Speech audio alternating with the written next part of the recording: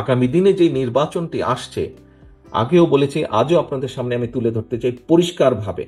আপনারা পত্রপত্রিকা দেখছেন, খবরাখবর রাখছেন, আপনারা যদি সকল কিছু বিবেচনা করেন, পরিষ্কার দিন যত যাচ্ছে পরিষ্কার হয়ে যাচ্ছে। আমি আজকে থেকে প্রায় 3 মাস আগে আমি এই কথাটি বলেছিলাম, দিন যত যাচ্ছে তত পরিষ্কার হচ্ছে সামনের যে নির্বাচন এটি এত সহজ না। আমি আমার আমার থেকে এখানে অনেক অভিজ্ঞতা সম্পন্ন সহকর্মীবৃন্দ আছেন, অনেক মুরব্বী নেতৃবৃন্দ আছেন। আমি আমার যতটুকু রাজনৈতিক অভিজ্ঞতা গত 30-35 বছরের, এই অভিজ্ঞতার আলোকে আমার কাছে মনে হচ্ছে সামনের যে নির্বাচন আমরা ফেস করতে যাব, হতে পারে আমাদের একটি প্রধান প্রতিপক্ষ অনেক দুর্বল হয়ে গেছে,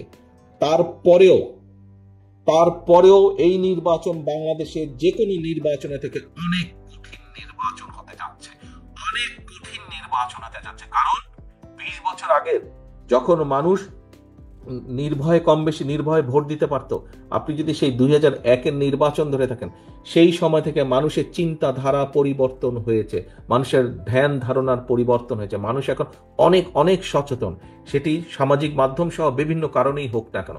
কাজেই সহকর্মীবৃন্দ, কেউ যদি মনে করেন যে আপনার এলাকার কোনো কিছু আপনাকে এফেক্ট করছে না, আরে এটা কেউ জানবে না, এইটি ভুল ধারণা সম্পূর্ণভাবে। মানুষ জেনে যায়। কাজেই আমরা যদি কেউ কোনো বিগত 3-4 মাসে ভুল করেও থাকি, আপনার আশেপাশের নেতাকর্মীরা যদি কেউ ভুল করে থাকে, প্রিয় সহকর্মীবৃন্দ, একজন নেতা হিসাবে আপনার এটি অবশ্যই অবশ্যই দায়িত্ব তাদেরকে সঠিক পথে নিয়ে আসা, তাদেরকে সচেতন করা, তাদেরকে সতর্ক রাখা।